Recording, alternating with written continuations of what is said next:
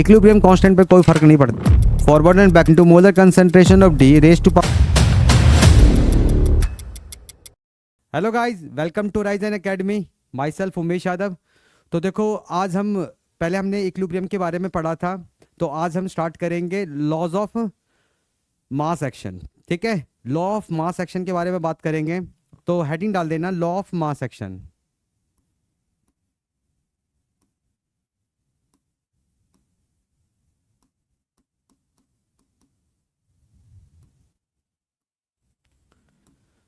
तो देखो, law of mass action क्या कहता है। तो law of mass action, law of mass action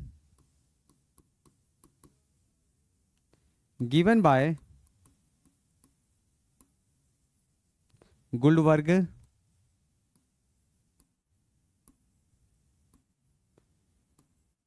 and वेग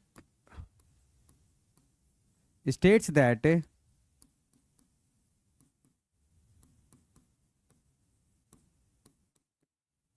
that the rate of chemical reaction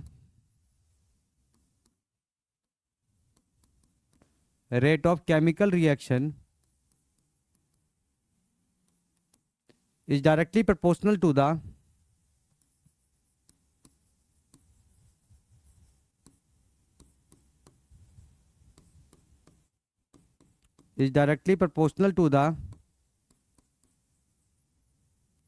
the effective concentration, is directly proportional to the product of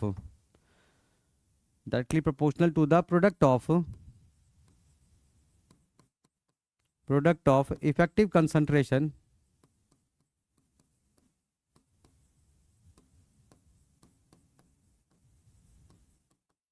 effective concentrations, या फिर इसे आप active masses भी बोल सकते हो, active masses of the reacting species,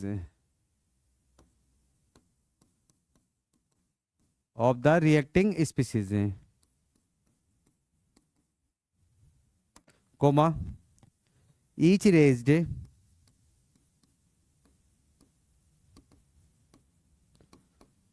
to a power each raised to a power that is equal to the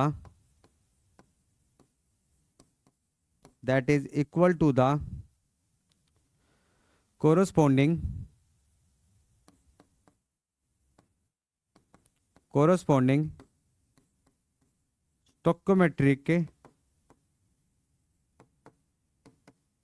stoichiometric coefficients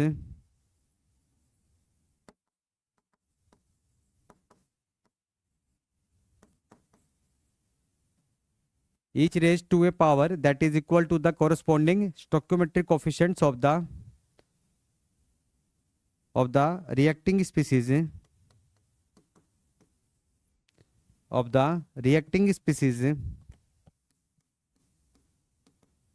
appearing in the chemical reaction,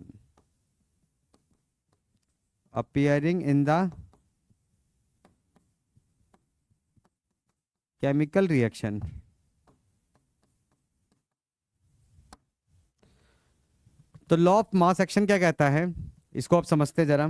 तो देखो इधर, लॉ ऑफ मास एक्शन क्या कह रहा है। जैसे सपोज करो हम एक रिवर्सिबल रिएक्शन ले लेते हैं, एक रिवर्सिबल रिएक्शन ले लेता हूं।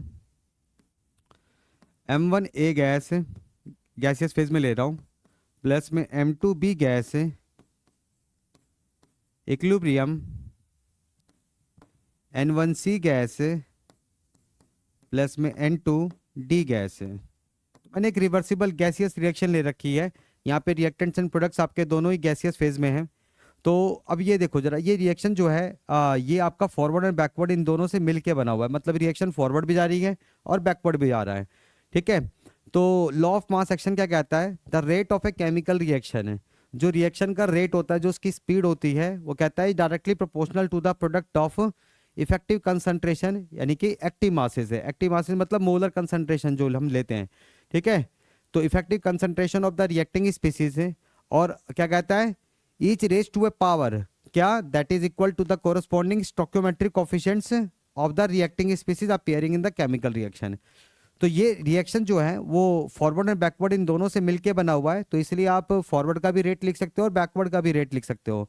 तो सबसे पहले तो फॉरवर्ड का रेट देखो, तो rate of forward reaction, rate of forward reaction क्या कहता है वो, रेट क्या है, ई directly proportional to the product of active masses of the reacting species है।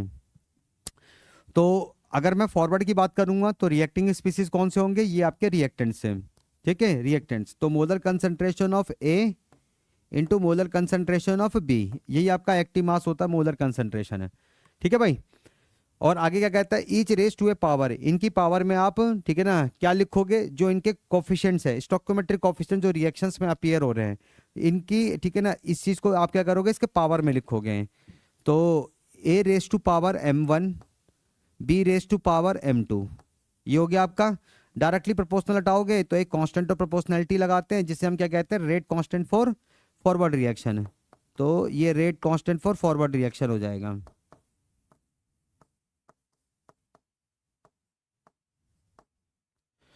तो के एफ क्या है आपका, rate constant, rate constant for, rate constant for forward reaction, forward reaction. ऐसे ही आप बैकवर्ड के लिए भी कर सकते हो, जब रिएक्शन आपकी बैकवर्ड होगी तो रिएक्टिंग स्पीसीज कौन से होंगे, जो आपके प्रोडक्ट है वो आपके रिएक्ट करेंगे, ठीक है। तो rate of backward reaction, rate of backward, backward reaction is directly proportional to the active masses of the reacting species है। अब बैकवर्ड होगा तो ये रिएक्ट करेगा, तो directly proportional to the product of molar concentration of C into molar concentration of D, raise to power इनका coefficient, जो stoichiometric coefficient है रिएक्शन में आपको दिख रहे हैं, तो C raise to power n1, D raise to power n2। Directly proportional हटाओगे, कांस्टेंट ऑफ प्रोपोर्शनलिटी लगा दोगे, ये क्या होगा आपका, rate constant for backward reaction, D raise to power n2, ठीक है। तो के बी जो है वो आपका क्या है, rate constant, rate constant for backward reaction, rate constant for backward reaction, ठीक है भाई। चलो इतना नोट करो, फिर आगे करते हैं। कर लिया नोट सबने, चलो आगे देखो।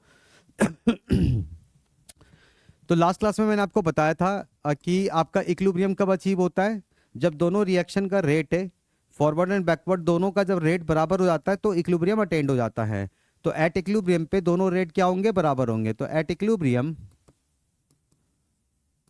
At equilibrium rate of forward reaction,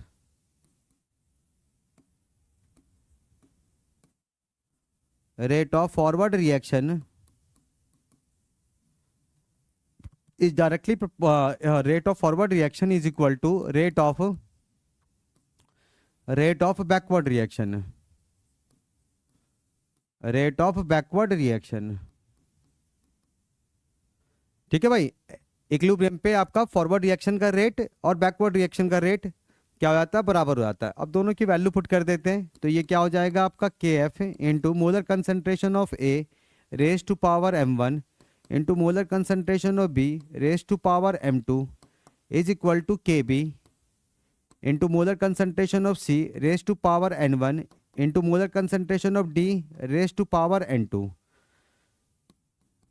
तो के एफ अपॉन में के बी, ये रेशियो किसके बराबर हो जाएगा, molar concentration of molar concentration of products, molar concentration of products upon में molar concentration of reactants, reactants है, ठीक है। अब देखो ये कांस्टेंट है, ये कांस्टेंट है, तो इसका रेशियो भी कांस्टेंट आएगा, तो इसको हम एक अलग कांस्टेंट से रिप्रेजेंट करते हैं, जिसे हम क्या कहते हैं, इक्विलिब्रियम कांस्टेंट कहते हैं।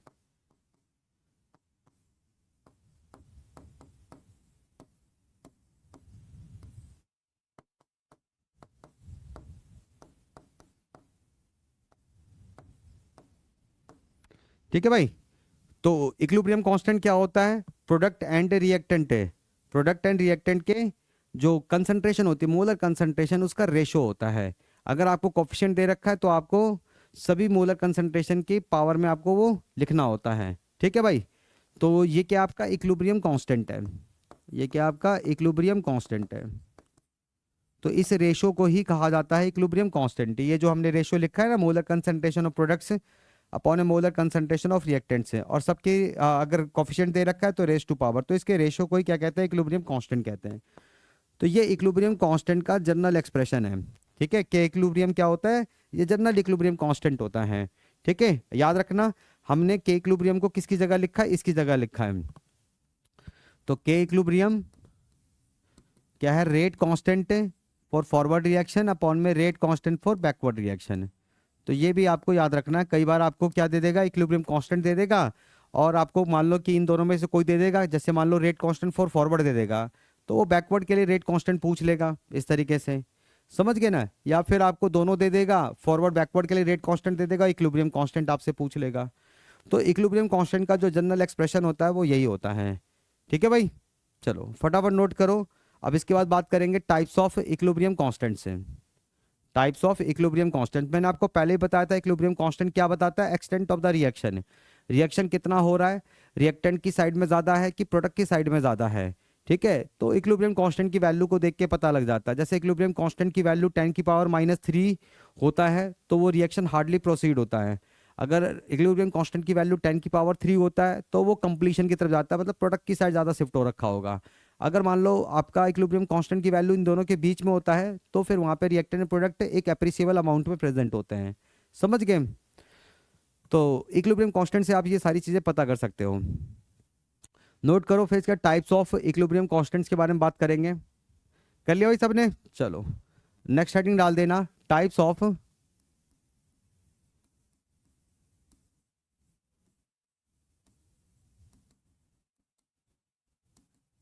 Of equilibrium constant. तो कौन कौन से इक्विलिब्रियम कांस्टेंट होते हैं? तो केमिकल इक्विलिब्रियम में आपको कौन कौन से इक्विलिब्रियम कांस्टेंट मिलेंगे? आपको केसी मिलेगा, केपी मिलेगा एंड केपीसी मिलेगा। तो यही 3 इक्विलिब्रियम कांस्टेंट्स आएंगे केमिकल इक्विलिब्रियम के अंदर। बाकी के आपके आयनिक इक्विलिब्रियम में अभी तो यही मिलेंगे। तो देखो एक रिएक्शन ले लेते हैं। फर्स्ट एक रिएक्शन ले लेते हैं। A solid B gas gives to 2C gas plus में डी गैस, प्लस में डी गैस। ठीक है भाई, तो ये आपका इस तरीके से लिखा हुआ है। अब यहाँ पर देखो जरा, सबसे पहले तो इसका के इक्विलिब्रियम लिख लेते हैं। तो याद रखना के इक्विलिब्रियम के एक्सप्रेशन में, जब के इक्विलिब्रियम का एक्सप्रेशन लिखते हो तो उसमें सारी टर्म्स आती हैं, चाहे वो प्योर सॉलिड्स हो, प्योर लिक्विड्स हो, गैसियस हो, सॉल्यूशंस हो, चाहे कुछ भी हो, सब आएंगे। तो molar concentration of C raise to power 2 into molar concentration of D raise to power 1 upon a molar concentration of A into molar concentration of B। ठीक है, तो इक्विलिब्रियम कांस्टेंट के एक्सप्रेशन में, in the expression of equilibrium constant के equilibrium के expression में सब आते हैं। Pure solids, pure solids, pure liquids, pure solids, pure liquids, gaseous and solution, सब आते हैं एंड सॉल्यूशन से। समझ रहे हो भाई? पर याद रखना pure solids and pure liquid से कंसंट्रेशन क्या होती है? कांस्टेंट होती है। प्योर सॉलिड से, प्योर सॉलिड से एंड प्योर लिक्विड से, pure solids and pure liquid से इनकी कंसंट्रेशन क्या होती है? कांस्टेंट कंसंट्रेशन होती है, कांस्टेंट कंसंट्रेशन। क्योंकि इनकी कंसंट्रेशन डेंसिटी अपॉन में मोलर मास के बराबर होता है, और किसी भी सब्सटेंस के लिए उसकी डेंसिटी और उसका मोलर मास दोनों क्या होते हैं? कांस्टेंट होते हैं। तो इसलिए pure solids and pure liquids की कंसंट्रेशन क्या होती है? कांस्टेंट होती है। बात समझ रहे हो? तो ये ध्यान में रखना। तो के इक्विलिब्रियम के एक्सप्रेशन में कोई दिक्कत नहीं है, सभी आते हैं, चाहे प्योर सॉलिड्स हो, प्योर लिक्विड्स हो, गैसियस सॉल्यूशन हो। लेकिन ये जो आपके ये जो इक्विलिब्रियम कांस्टेंट है, जैसे अगर आप किसी रिएक्शन के लिए केसी लिखना चाहते हो, किसी इक्विलिब्रियम रिएक्शन के लिए केसी लिख रहे हो, तो केसी के एक्सप्रेशन में तो सिर्फ क्या आते हैं, क्योंकि प्योर सॉलिड्स प्योर लिक्विड्स की कंसंट्रेशन कांस्टेंट है तो वो तो चेंज ही नहीं होगी, तो इसलिए वो केसी के एक्सप्रेशन में नहीं आते हैं। सिर्फ क्या बचे आपके गैसियस एंड सॉल्यूशंस, तो यही आपके आएंगे। और ये केसी नाम से ही पता लग रहा है, इसके सबस्क्रिप्ट में क्या लिखा है, सी लिखा है, तो इसका मतलब यहाँ पे हम सारे कंपोनेंट्स को कंसंट्रेशन की टर्म्स में लिखेंगे। जो भी आपके रिएक्टेंट्स एंड प्रोडक्ट कंपोनेंट्स हैं, इनको हम कंसंट्रेशन की टर्म्स में एक्सप्रेस करते हैं। ठीक है, तो केसी आ जाएगा। अगर आप इसी सारे कंपोनेंट्स को प्रेशर की टर्म्स में एक्सप्रेस कर दोगे तो आपका केपी बन जाएगा। तो केसी से ही आपका केपी बनता है या फिर केपीसी बन जाता है, क्योंकि केपीसी में फिर अगर दोनों प्रेजेंट होंगे, ठीक है, देखो प्रेशर में आप सिर्फ उसी का ही कर सकते हो, प्रेशर सिर्फ उसी का ही कर सकते हो जो गैसियस होता है। तो गैसेस के लिए आप कंसंट्रेशन में भी, गैसेस के लिए आप कंसंट्रेशन में भी लिख सकते हो और उसके प्रेशर में भी उसे एक्सप्रेस कर सकते हो। ठीक है, लेकिन अगर कोई मान लो कि गैसियस सॉल्यूशन फेज में है, एक्वा सॉल्यूशन में, तो उसके लिए प्रेशर थोड़ी ना होता है, उसके लिए तो सिर्फ कंसंट्रेशन ही लिखा जाता है। समझ रहे हो? तो इस चीज़ का ध्यान रखना पड़ेगा। तो अब हम क्या करते हैं, अब यहाँ पे देखो जरा, तो ये तो प्योर सॉलिड इसी कंसंट्रेशन क्या है, कांस्टेंट है, उठा के इधर लिया हूँ, तो ये क्या हो जाएगा, K equilibrium into molar concentration of A is equal to molar concentration of C raise to power 2 into molar concentration of D upon में मोलर कंसंट्रेशन ऑफ बी।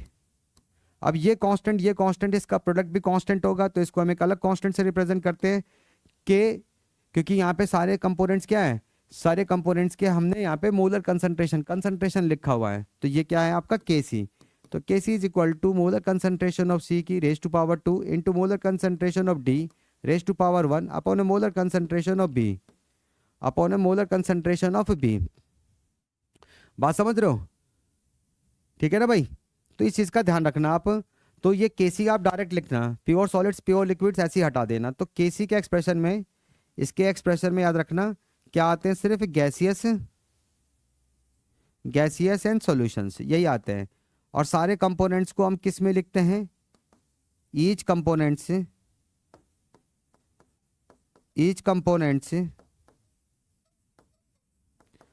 को आप कंसंट्रेशन में एक्सप्रेस करोगे, ईच कंपोनेंट को आप concentration में express करोगे। बात समझ रहे हो?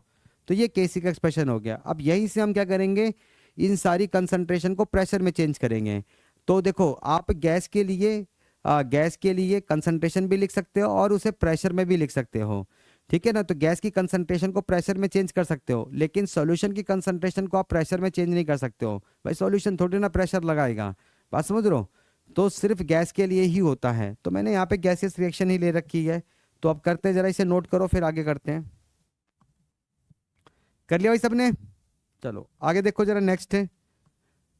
तो एक इक्वेशन होती है ideal gas equation,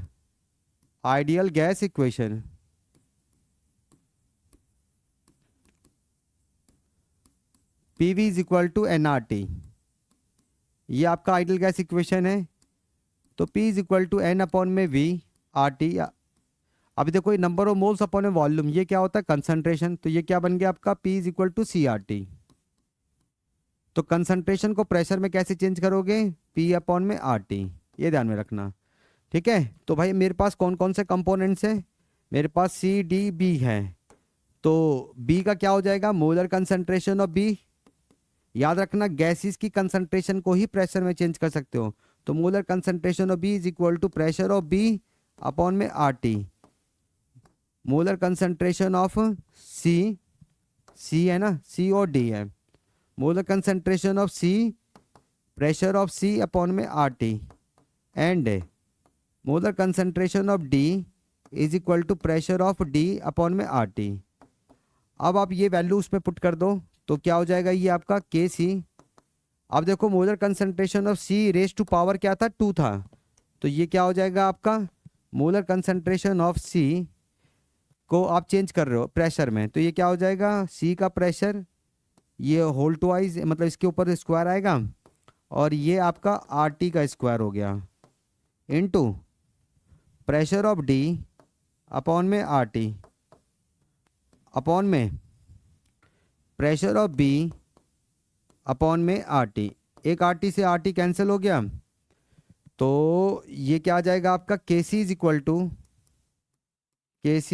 to pressure C, pressure of C raise to power 2 R T square तो नीचे आ जाएगा, into pressure of D upon में pressure of B into R T का स्क्वायर।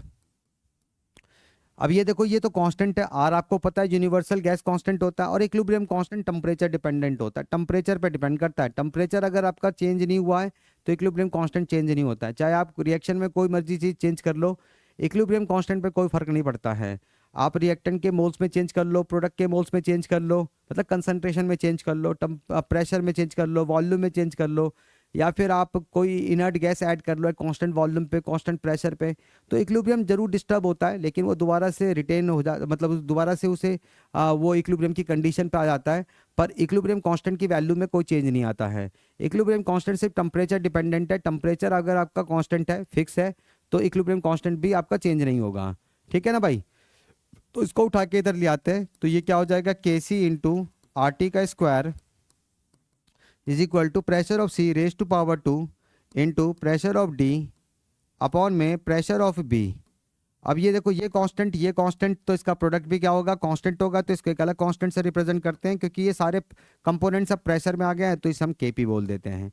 तो इसलिए आप डायरेक्ट लिखा करो, जो भी आपका प्रेशर, जो भी आपका कंपोनेंट गैसियस फेज में होगा रिएक्शन में, इक्विलिब्रियम रिएक्शन में जो भी कंपोनेंट आपका गैसियस फेज में होगा, तो आप उसे प्रेशर की टर्म्स में एक्सप्रेस कर सकते हो, केपी उसका लिख सकते हो प्रेशर की टर्म्स में। तो KP is equal to pressure of C raise to power 2 into pressure of D upon में प्रेशर ऑफ बी। समझ रहे हो। अब मैं इसका केपीसी नहीं लिख सकता, क्योंकि केपीसी के लिए आपका प्रेशर वाले टर्म्स भी होनी चाहिए और कंसंट्रेशन वाली टर्म्स भी होनी चाहिए। ठीक है, धीरे धीरे करके वो समझ में आ जाएगा आपको कैसे, कहाँ पे किसके लिए ये चीज़ें लिखी जाती हैं। ठीक है, चलो इतना नोट करो, फिर आगे कुछ और एग्जांपल्स करते हैं, फिर उससे और समझते हैं जरा। कर लिया भाई सबने। चलो अगला एग्जांपल देखो, नेक्स्ट एग्जांपल है, सेकेंड एग्जांपल ले लेते हैं भाई। तो 2A सॉलिड प्लस में B aqueous equilibrium 2C gas plus में D गैस। सबसे पहले तो मैं क्या करूँगा, इसका के इक्विलिब्रियम का एक्सप्रेशन लिखूंगा, तो molar concentration of C raise to power 2 into molar concentration of D raise to power 1 upon a molar concentration of B raise to power 1 into molar concentration of A raise to power 2। इसके expression में सारी terms आती है। अब आपको पता है कि प्योर सॉलिड आ गया, प्योर सॉलिड की कंसंट्रेशन क्या होगी, कांस्टेंट होगी, उठा के इधर लिया होगे। तो K equilibrium into molar concentration of A raise to power 2 is equal to molar concentration of C raise to power 2 D upon molar concentration of B. ये कांस्टेंट, तो इसका प्रोडक्ट भी कांस्टेंट, तो इसे हम केसी बोलते हैं।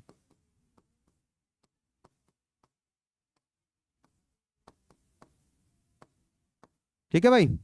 तो ये आपका सारे कंपोनेंट्स कंसंट्रेशन में, तो हमने केसी लिख दिया इसका। ठीक है, अब इसे हम क्या करते हैं, इसका केपी बनाते हैं, तो मैंने बताया था आप किसकी कंसंट्रेशन को प्रेशर में चेंज कर सकते हो, गैसियस की कंसंट्रेशन को ही आप प्रेशर में चेंज कर सकते हो, P is equal to C R T से। ठीक है, तो तो इसको लिख लेते हैं भाई। तो मोलर कंसंट्रेशन ऑफ C क्या हो जाएगा, प्रेशर ऑफ C अपॉन में R T. Molar concentration of D is equal to pressure of D upon में आर टी। एंड अब यहाँ पे देखो जरा, जो B है आपका वो तो सॉल्यूशन फेज में है, एक्वस है, तो फिर आप इसकी कंसंट्रेशन को प्रेशर में चेंज नहीं कर सकते हो। ठीक है, प्रेशर ऑफ B अपॉन में आर टी ये नहीं होता है भाई, प्रेशर थोड़ी ना एग्जर्ट करेगा, तो ये कंसंट्रेशन में ही रहेगा, इसी में रहेगा। ठीक है, तो क्या हो जाएगा, KC is equal to pressure of C raise to power 2 upon में आर टी का square into pressure of D upon में आर टी अपॉन में ये तो ऐसे ही रहेगा कंसंट्रेशन में, आप इसकी कंसंट्रेशन को प्रेशर में चेंज ही नहीं कर पाओगे। तो ये क्या हो जाएगा आपका, K C is equal to pressure of C square pressure of D। अब ये हो गया R T square R T, तो आर टी का क्यूब हो गया, तो उठा के इधर ले आओ इधर। तो K C into R T का cube is equal to pressure of C raise to power 2 into pressure of D. ये आ जाएगा आपका। अब ये कांस्टेंट तो इसका प्रोडक्ट भी क्या होगा, कांस्टेंट होगा। अरे ये तो कंसंट्रेशन तो रह गया, into molar concentration of B upon में मोलर कंसंट्रेशन ऑफ बी। ठीक है भाई, तो ये आ जाएगा आपका। तो अब ये देखो, ये कांस्टेंट तो इसका प्रोडक्ट भी कांस्टेंट होगा, तो इसको हम एक अलग कांस्टेंट से रिप्रेजेंट करते हैं। अब यहाँ पे मैं केपी नहीं बोल सकता, क्यों? केपी में तब कह सकता था जब सारे कंपोनेंट्स प्रेशर में होते हैं। यहाँ पे दो कंपोनेंट सी और डी तो प्रेशर में दिख रहे हैं, पर बी का मैं यहाँ पे प्रेशर लिख नहीं सकता क्योंकि वो गैसियस नहीं है। ठीक है ना, बात समझ रहे हो? वो तो एक्वस है, सॉल्यूशन फेज में है, तो आप इसका प्रेशर नहीं लिख पाओगे। तो यहाँ पे दोनों ही कंपोनेंट्स हैं ना, तो ये आपका क्या है, सारे के सारे कंसंट्रेशन में, मोलर कंसंट्रेशन में सारे के सारे नहीं है, ना तो सारे के सारे प्रेशर में, पार्शियल प्रेशर में नहीं है। तो आप इसका ना तो केसी तो लिख पाओगे, लिख लोगे, पर केपी नहीं लिख पाओगे आप इसका। तो ये क्या बन जाता है आपका, केपीसी बन जाता है। ये क्या बन जाता है, केपीसी। तो KPC equal to pressure of C raise to power 2 into pressure of D upon a molar concentration of B. ये हो जाएगा आपका, समझ रहे हो? तो याद रखना, जब भी आपका रिएक्शन के अंदर, इक्विलिब्रियम रिएक्शन के अंदर कोई कंपोनेंट सॉल्यूशन फेज में आता है, तो फिर हम वहाँ पे उसका केपी नहीं लिख पाते हैं। ठीक है, केपी लिखने के लिए एटलीस्ट कम से कम एक कंपोनेंट तो गैसियस फेज में होना चाहिए, और उसमें भी कंडीशन है कि आपका कोई भी कंपोनेंट सॉल्यूशन फेज में नहीं होना चाहिए, क्योंकि सॉल्यूशन फेज में आएगा तो फिर केपी थोड़ा ना बनेगा, केपीसी बन जाएगा, है ना भाई? चलो नोट करो। फिर केपी के लिए कुछ इंपॉर्टेंट कंडीशंस हैं, वो लिख लेते हैं, दो ही कंडीशंस हैं, फटाफट नोट करो। कर लिया भाई? चलो, तो देखो, केपी कैन एग्जिस्ट है, नीचे स्टार ला के लिख लेना, केपी कैन एग्जिस्ट है, कैन एग्जिस्ट है। केपी में किसके लिए लिख सकता हूं? पहला पॉइंट है at least one of the component, one of the component of the equilibrium reaction, of the equilibrium reaction should be in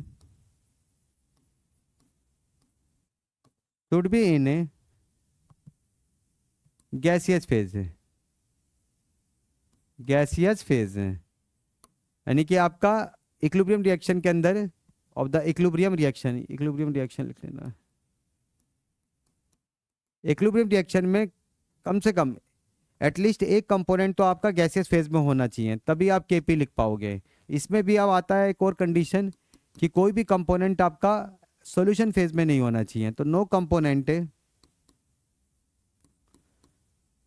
component of the equilibrium reaction, of the equilibrium reaction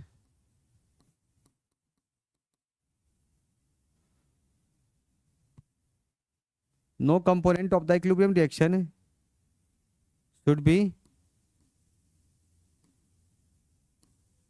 in solution phase, solution phase में नहीं होना चाहिए, solution phase.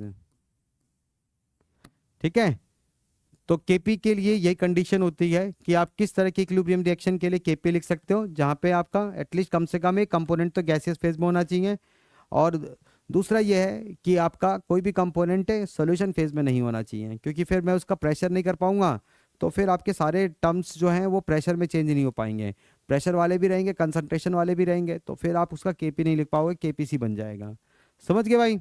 चलो, note कर लिया सबने? अब next heading डाल देना, रिलेशनशिप बिटवीन, नेक्स्ट हेडिंग डाल दो,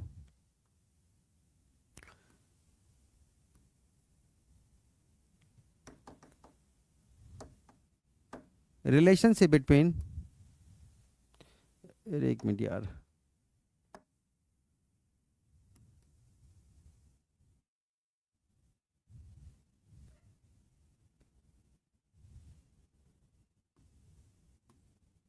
relationship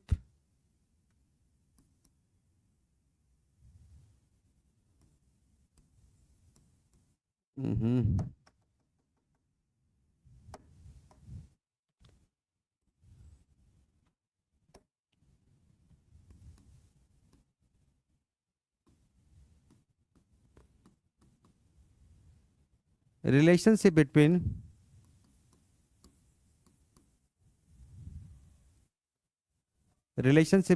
KP and KC. KP and KC के बीच में क्या रिलेशनशिप होता है? तो देखो इधर तो एक रिएक्शन ले लेते हैं, for example M1A gas plus M2B gas gives to N1C gas plus N2B gas है। ठीक है भाई, चलो पहले इसका केसी लिख लेते हैं। तो इसका केसी क्या हो जाए? KC is equal to molar concentration of C की power N1 into molar concentration of B raise to power N2 upon a molar concentration of A raise to power M1 into molar concentration of B raise to power M2। अब इसका KP बनाते हैं। तो molar concentration of C is equal to pressure of C upon में RT, molar concentration of B is equal to pressure of B upon में RT, molar concentration of A is equal to pressure of A upon में RT and molar concentration of B is equal to pressure of B upon में RT। सारी value put कर देते हैं। तो ये क्या हो जाएगा आपका? KC is equal to pressure of C की पावर N1 अपॉन में RT की पावर में N1 into pressure of B की पावर में N2 अपॉन में RT की पावर में N2 अपॉन में प्रेशर ऑफ ए की पावर में M1 अपॉन में RT की पावर में M1 into pressure of B की पावर में M2 अपॉन में RT की पावर में M2। ठीक है भाई। तो पहले तो इसे हटा के साइड में करते हैं प्रेशर वाले को। तो ये क्या हो जाएगा आपका? KC is equal to pressure of C की पावर में N1 into pressure of D power में N2 अपॉन में pressure of A raise to power M1 into pressure of B raise to power M2 into, अब यहाँ पे देखो जरा, ये तो नीचे आ जाएगा और ये ऊपर चला जाएगा। तो ये हो गया आपका ऊपर RT की पावर में M1 प्लस में M2 अपॉन में RT की पावर में N1 प्लस में N2, ये हो जाएगा। अब इनको उठा के इधर ले आओ।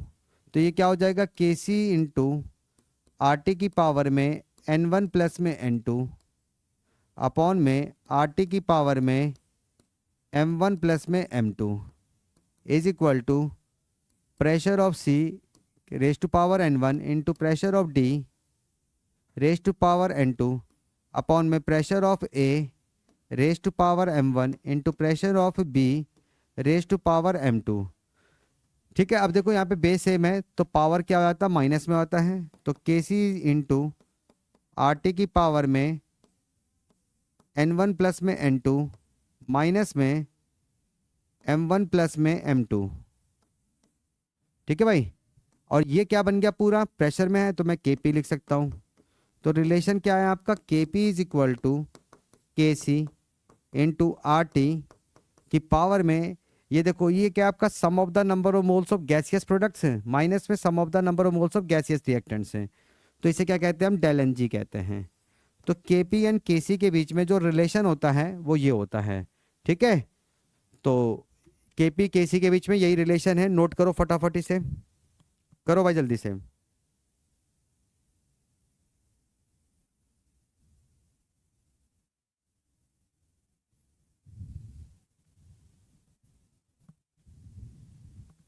ठीक है ना भाई, नोट कर लिया? एक मिनट स्पेलिंग चेक कर लो। हाँ, रिलेशनशिप क्या स्पेलिंग है यार इसकी? रिलेशनशिप बिटवीन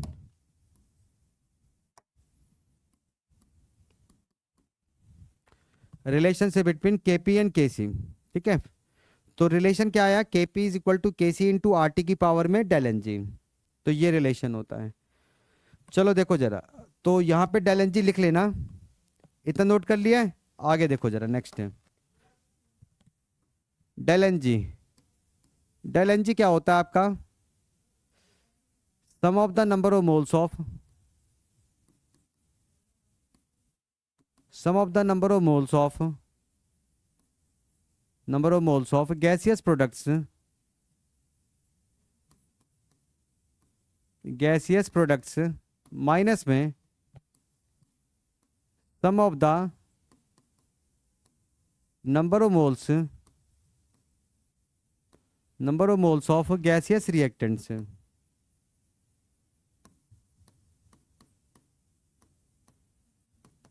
गैसियस रिएक्टेंट्स, तो ये होता है आपका।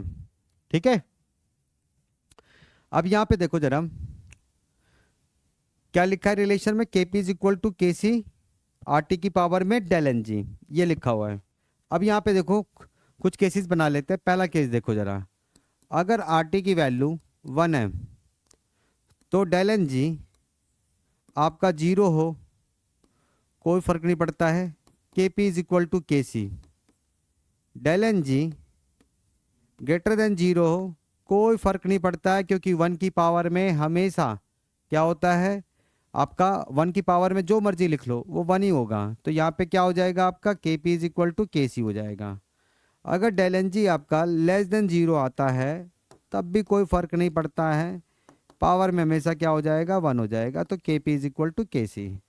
ठीक है ना भाई, पावर में आप 1 के पावर में लिख रहे हो। ठीक है, अगर आर टी की वैल्यू 1 है, ठीक है, आर टी की वैल्यू क्या है, 1 है, तो 1 की पावर में आप जो मर्जी लिख लो, क्या फ़र्क पड़ता है। ठीक है, तो इसलिए डेल एन जी की वैल्यू 0 हो, ग्रेटर देन 0 है, लेस देन 0, कोई फ़र्क नहीं पड़ता है। दूसरा केस देखो ज़रा, अगर आर टी की वैल्यू ग्रेटर देन 1 है, तब देखो यहाँ पर, तो डेल एन जी आपका अगर 0 होता है तो फिर ये क्या हो जाएगा, के P is equal to K सी हो जाएगा। ठीक है ना, अब भाई जिसकी पावर में 0 होगा वो भी क्या आता है आपका, 1 हो जाता है, तो ये हो जाएगा। अगर डेल एन जी आपका ग्रेटर देन 0 होता है तो के पी क्या हो जाएगा, ग्रेटर देन के सी हो जाएगा। अगर del N G less than 0 होता है तो के पी क्या हो जाएगा, लेस देन के सी हो जाएगा। समझ रहे हो। अगला केस है, अगर आर टी की वैल्यू लेस देन 1 है, पहला इसमें डेल एन जी अगर 0 है तो भाई के P is equal to K सी ही होगा, क्योंकि अगर पावर में 0 आ गया तो फिर आपका 1 ही हो जाएगा। नेक्स्ट है आपका, अगर del N G greater than 0 होता है तो फिर के पी लेस देन के सी हो जाएगा। ठीक है ना, क्योंकि आर टी लेस देन 1 है। और आगे देखो जरा, अब नेक्स्ट है आपका, अगर डेल एन जी की वैल्यू लेस देन 0 होता है तो फिर के पी बड़ा होता है के सी से। ठीक है ना, के पी बड़ा होता है के सी से। और एक और चीज़ आप याद रखना, एक और चीज़ आप याद रखना, अगर आपका टेम्परेचर, अगर आपका टेम्परेचर जैसे यहाँ पे क्या है आपका, देखो R T is equal to 1 है ना, अगर आपका टेम्परेचर क्या होता है, 12 केल्विन होता है, 12 केल्विन है, तब भी वहाँ पे क्या होता है आपका, के P is equal to K सी होता है। अब ये कैसे आ रहा है, देखो आर की जो वैल्यू होती है वो क्या होती है, 0.0821 लीटर एटीएम पर केल्विन पर मोल, लीटर एटीएम पर केल्विन पर मोल। ठीक है, ये पता क्या होता है, ये आपका 1/12 होता है, 1/12 है। ठीक है भाई, ये क्या होता है आपका 1/12 होता है। अब अगर आप देखो R T, R T is equal to 1, तो temperature is equal to 1/r। ठीक है, और ये वैल्यू क्या 1/12 है, तो आपका ये 12 केल्विन ही तो आएगा। अगर आपका टेम्परेचर 12 केल्विन होता है तो फिर आपका वहाँ पर के पी इज इक्वल टू क्या होता है, के सी होता है। तो ये कुछ केसेस है, ठीक है, इनको याद रखो आप। समझ गए, नोट कर लो फटाफट। कर लिया भाई सबने। चलो इसके ज़रा कुछ एग्जांपल्स करते हैं, फिर वहाँ से इसको समझते हैं कि डेल एन जी कैसे निकाला जाता है। ठीक है ना, इसका ध्यान रखना, अगर आर टी ग्रेटर देन 1 है, del N G greater than 0 होगा, तो फिर के पी क्या हो जाएगा, के सी से बड़ा हो जाएगा, क्योंकि आर टी ग्रेटर देन 1 है। ठीक है ना, ग्रेटर देन 1 ले रहा हूँ मैं। ठीक है, अब उसकी पावर में क्या है, ग्रेटर देन 0 है, मतलब पॉजिटिव में रहेगा वो, तो फिर आपका के पी बड़ा आएगा के सी से। समझ रहे हो। लेकिन यहाँ पर अगर देखो जरा, अगर आर टी की वैल्यू लेस देन 1 है वन से छोटी वैल्यू है, ठीक है, वन से छोटी वैल्यू है। जैसे आप मान लो कि हाफ ले लो, हाफ ले लो, ठीक है, और डेल एन जी की वैल्यू ग्रेटर देन जीरो होती है, तो फिर क्या हो जाएगा आपका, ये इधर मल्टीप्लाई हो जाएगा के पी में जाके, फिर के सी बनेगा, तो के सी वहाँ पर बड़ा हो जाएगा इस तरीके से, ठीक है ना। चलो कुछ एग्जाम्पल देख लेते हैं। फॉर एग्जाम्पल जैसे कि H2 गैस है प्लस में I2 गैस है गिव्स टू 2HI गैस है।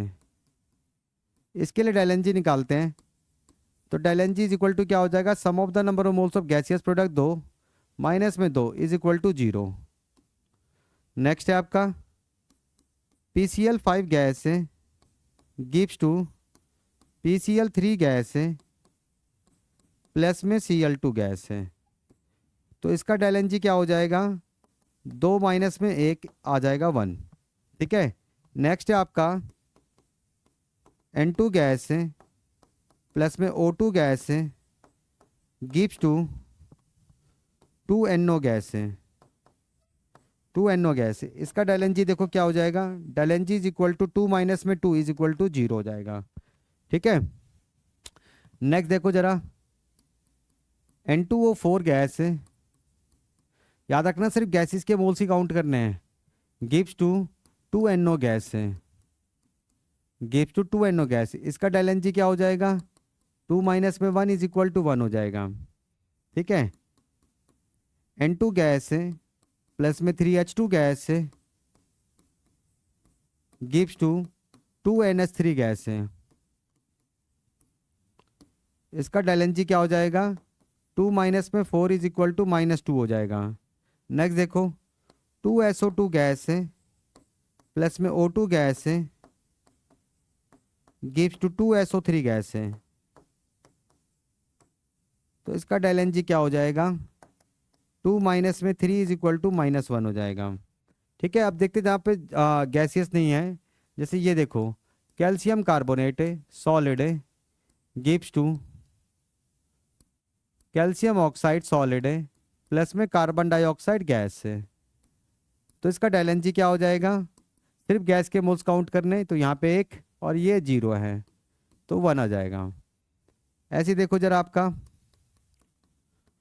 अमोनियम साइनाइड है सॉलिड है गिव्स टू अमोनिया गैस है प्लस में HCN गैस है। तो इसका डेल एन जी क्या हो जाएगा, तो 2 माइनस में 0 इज इक्वल टू 2 आ जाएगा। अमोनियम कार्बामेट है सॉलिड है गिव्स टू 2 अमोनिया गैस है प्लस में CO2 गैस है, CO2 गैस है। तो इसका डेल एन जी क्या हो जाएगा, 3 माइनस में 0, तो ये 3 आ जाएगा। तो इस तरीके से डेल एन जी निकाल सकते हो, ठीक है ना भाई। तो सिर्फ गैसेस के ही मोल्स काउंट करने होते हैं, तो प्रोडक्ट माइनस रिएक्टेंट होता है, ठीक है। Sum of the number of moles of gaseous products minus में sum of the number of moles of gaseous reactants. तो जो कोफिशिएंट है गैसेस के कोफिशिएंट है कोफिशिएंट्स है, उसी को आपको लिखना है, वही आपके मोल्स हैं यहाँ पे, क्योंकि वो मोल को रिप्रेजेंट करते हैं, ठीक है ना। तो आज के लिए इतना ही करते हैं, नेक्स्ट क्लास में फिर क्वेश्चंस करेंगे इसके बेसिस पे। इतना पढ़ के आओ, मिलते हैं नेक्स्ट क्लास में, गुड बाय।